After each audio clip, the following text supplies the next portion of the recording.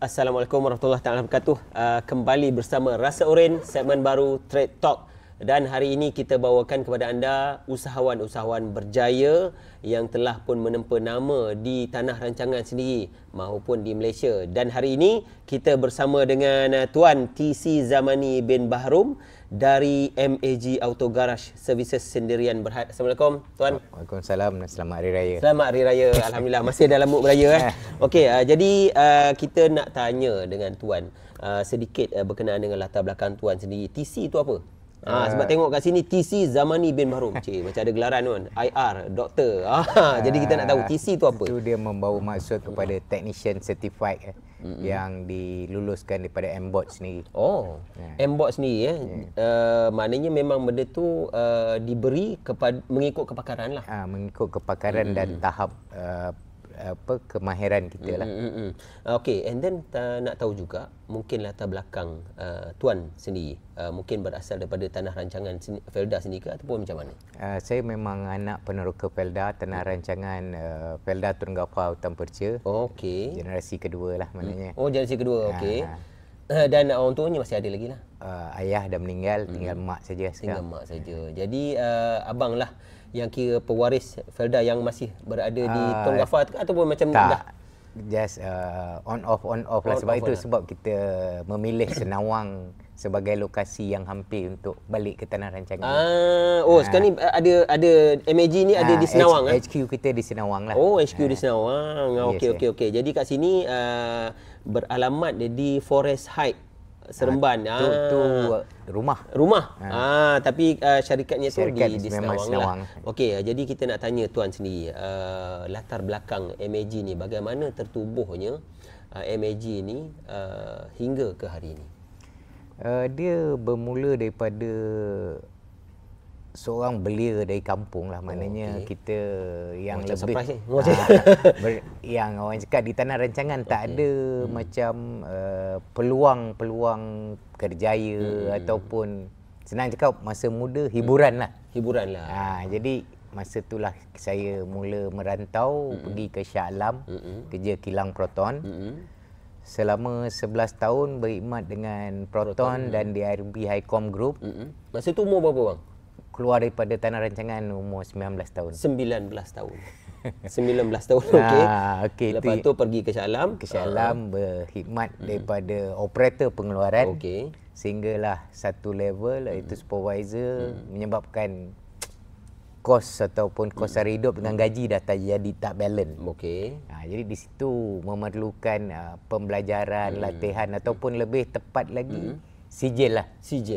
Disebabkan kita keluar dari kampung, tak ada pendidikan akademik yang bagus. Di situ bermulalah mencari jalan keluar, macam mana nak dapat pendapatan yang lebih. Dan mulalah meniaga ni tadi. Maknanya selepas berkhidmat dengan Proton tu, keluar menyambung pelajaran ataupun tidak? Terus buat kecil-kecilan di rumah. Bermula di rumah? Bermula kecil-kecilan. Mana balik kerja kilang, buat slow.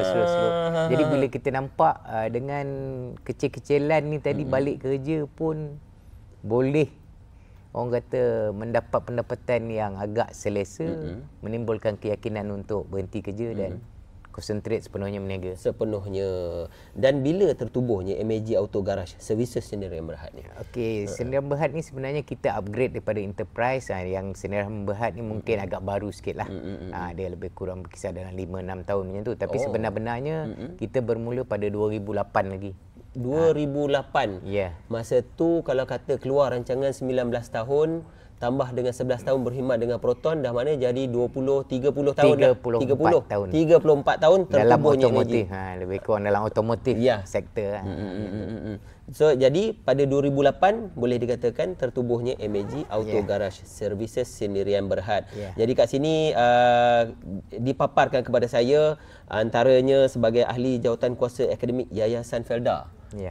Macam mana boleh diserap masuk kepada bahagian akademik Yayasan Felda tu? Sebab bermulanya bila saya buat satu program ataupun membawa satu program iaitu SLDN, Sistem Latihan Dua Nasional, kepada belia-belia Felda. Sebab saya nampak, macam saya kata tadi lah permulaan, kita nampak belia-belia Felda ni macam yang mana tak ada akademik, dia nak berpeluang ke masuk pusat-pusat kemahiran kadang-kadang macam begitu terhad.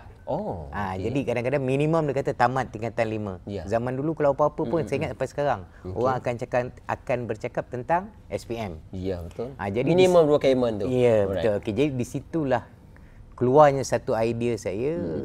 Sebenarnya dalam arus perdana pendidikan kita ada pilihan kedua ataupun arus perdana di bidang kemahiran. Di situlah saya mula propose kepada Felda di bahagian pendidikan. Kita wujudkan satu latihan kemahiran. Pada masa ketika itu saya buat untuk level 1 lah. Untuk level 1 lah. Untuk level 1 ni sebenarnya dia orang akan dapat SKM daripada Jabatan Kemahiran Malaysia. Jadi yang boleh mengimbangkan balik semula diorang ni sama ada nak terus belajar ataupun kepada peluang-peluang pekerjaan lain lah. Jadi di situlah titik mulanya dengan Felda meluluskan kita buat latihan tu lah untuk belia-belia Felda. Tapi sebelum tu mungkin boleh kongsikan sama ada Tuan sendiri pergi memohon dengan Felda untuk bantuan untuk memajukan lebih majulah MAG ni ke ataupun Felda sendiri tak approach pada MAG? Buat masa tu saya lebih memohon lah. Sebab saya rasa kita orang susah. Kita lah kena jumpa orang yang berkeupayaan, bukan orang berkeupayaan cari kita. Betul. Macam tu lah yang kadang-kadang kita selalu pesan kepada generasi muda. Kita kena usaha lebih, bukan nanti orang bantu kita.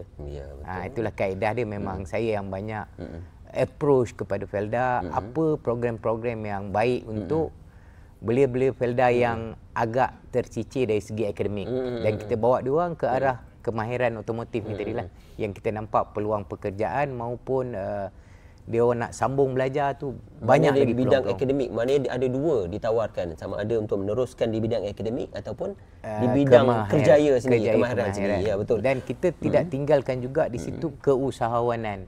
Itu yang MAG kita wujudkan incubator program. Jadi kita cuba bentangkan kepada pihak Felda dan Felda bersetuju menerima apa yang proposal kita buat. Dan sehingga kini kita pun ada melahirkan usahawan daripada yang kita kata tadi belia tercicir tu belajar dekat MAG dan dia orang sekarang saya rasa lebih kaya daripada saya lah. Oh ya ke? Jadi bermaksud MAG ni ada akademik pendidikan ni atau macam mana? Kita yang tu yang tadi kita balik pada TC tu tadi sebenarnya MAG daripada sebuah workshop kita mengambil langkah jadi sebagai sebuah syarikat latihan.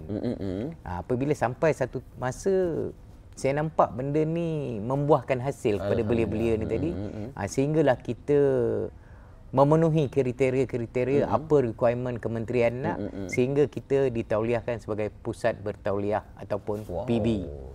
Jadi sekarang ni kita boleh sediakan daripada SKM tahap 2, tahap 3 dan yang terkini kita boleh buat sampai professional diploma lah.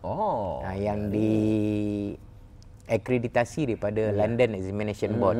Dan kita pun mungkin dalam bulan 11 ni ada lebih kurang 6 orang yang akan combo di London lah. Alhamdulillah. Itu pencapaian ni lah. Hasil daripada pendidikan di MAG Auto Garage Services. Tapi dekat sini dia ada nama lain bagi pusat pendidikan tu? Memang tak ada?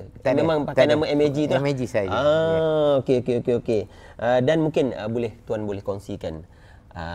Saya terkesan sebenarnya atas prinsip tidak meninggalkan mereka yang tercicir. Jadi mungkin itu yang Tuan adapt lah kan? Tuan ambil, maknanya fikir kesian mereka ni nak ke mana? Betul, kan? Tapi memang golongan sasar tu memang kita very straightforward sebab dia banyak pada diri saya sendirilah maknanya. Sebab kita rasa yang pertama kita kurang pencapaian akademik, kedua kita golongan yang kurang mampulah di kampungan. Itu sebab kita bila buat program ni pun sebenarnya nampak macam CSR daripada MAG sendiri, tetapi ia banyak juga dibantu pembiayaan oleh Felda Jabatan Pendidikan juga. Jadi sebab tu kita memang ada live dengan Jabatan Pendidikan Pendidikan supaya student-student ni tak perlu bayar apa-apa. Alhamdulillah. Jadi dia orang dibiaya semua. Jadi kita just orang kata bimbing dan mendidik mereka lah. Dari segi latihan kemahiran tadi dan akhirnya kita mewujudkan peluang kerjaya dan keusahawanan itu sendiri. Mereka yang mungkin menamatkan pengajian di MAG tu mungkin diserap masuk ke bengkel-bengkel MAG ataupun Sebenarnya kita itu adalah salah satu batu loncatan untuk sustainability MAG sendiri. Itu sebab kita didik. Sebenarnya human capital tu memang kita nak pakai. Kita sentiasa nak serapkan dia, tetapi mereka ada pilihan. Itu saja. Sebenarnya kadang-kadang pun orang tanya, macam mana 22 tahun sampai yalah, bangunan pun nak bayar senang juga. Macam mana MAG boleh kekal begitu. Sebenarnya dengan program sebegini dia dalam kita membantu masyarakat tu tadi, sebenarnya membantu komuniti dan membantu syarikat sendiri. Jadi syarikat akan ada pekerja yang continuous dalam perjalanan. Maknanya tak putus-putus. Tak putus-putus Tukar maknanya orang yang ni keluar. Maksudnya strategi yang bagus. Tak sebab memang kadang-kadang orang tanya apa kesan atau pada impact pada syarikat. Memang nampak tak untung. Sebab kita kadang-kadang macam saya cakap belajar free. Tapi sebenarnya untung dari segi human capital untuk kita guna tenaga tadi. Itulah salah satu kaedah. Okey, jadi kat sini ada dipaparkan antara pencapaian yang telah diperoleh oleh MAG. Mungkin abang boleh cerita sikit. Ni apa ni? Frame ni. Yang ni kita dapat award dari segi CSR untuk OIC lah. Kita buat latihan dari segi student dah mencapai lebih 1,000 orang. Praktikal termasuk latihan kemahiran yang maknanya syarat dia lebih 1,000 baru dapat. Lebih 1,000 baru dapat. Ini daripada mana ni OIC. Daripada OIC. Okey, ini satu. Kemudian yang seterusnya Ini Malaysian Book of Record ni. Termasuk Embor. Kan? Boleh tengok. Yang ni kita buat first dynamometer event. Okey. Itu dia adalah kerja-kerja untuk kenderaan moden yang kita beralih daripada mechanical tadi kepada diagnosis. Kerja-kerja diagnosis sekarang kalau kita melihat isi kenderaan moden, elektronik dan termasuk EV lah yang terbaru. Yang terbaru ya. Jadi kita kena adakan satu latihan yang berimpak tinggi ataupun kita kata teknologi tinggi dan pendapatan tinggi lah. Itu yang pentingnya kita ada dynamic ni. Di sini kita juga sekarang yang kita buat kursus yang terbaru ialah untuk professional tuner advance diploma. Professional tuner advance diploma. Maknanya bagi anda yang nak tune kereta, bagi cun-cun dia. Kena cari abang ni. Okey, dan seterusnya yang ni MBOT.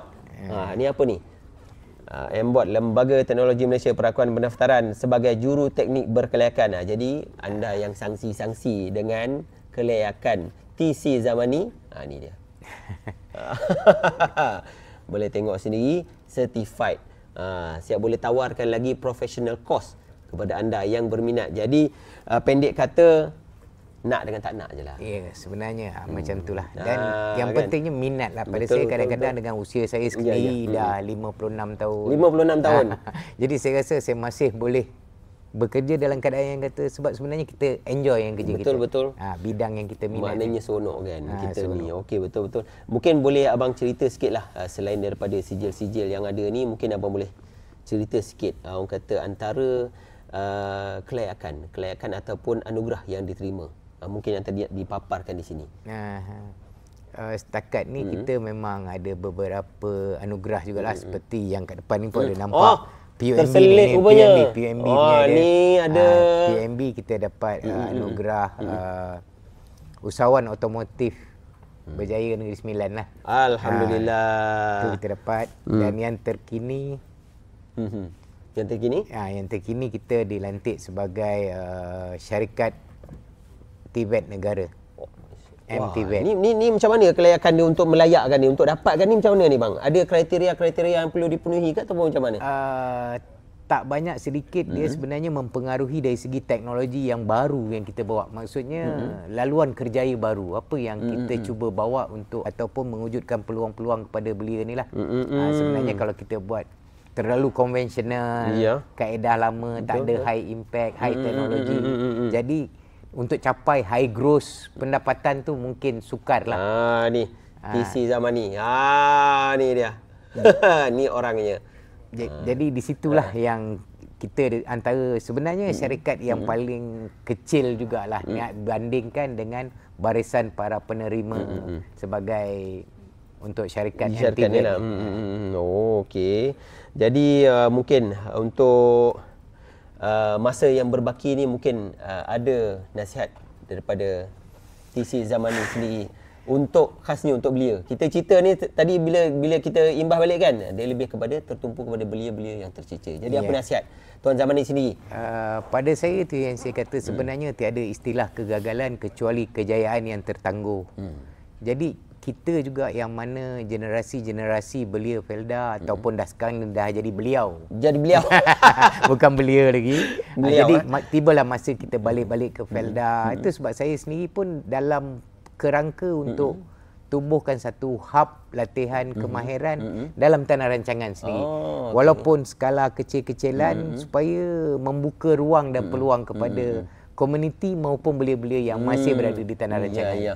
Jadi kita nak tahu macam mana bagi mereka ni yang berminat untuk involve ataupun attach dengan MAG ni. Macam mana nak cari? Macam mana nak cari MAG ni?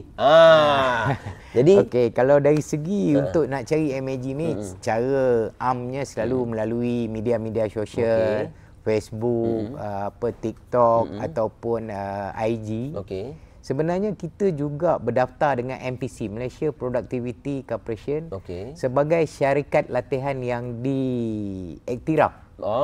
Mana boleh lonsuri dari segi website MPC itu sendiri. MPC sini, dalam MPC sini ada tersenarai MAG sebagai pusat pendidikan lah antara yang latihan kemahiran. Okey. Selain daripada tu mungkin ada FB ke? FB MAG Auto Garage.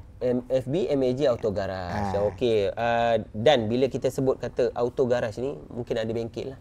Ya, kita ada bengkel lebih kurang 8 workshop yang kita ada. 5 sekarang berada di Senawang HQ. 5 tu di Senawang semua di HQ dan kita ada juga di Melaka Air Keruh.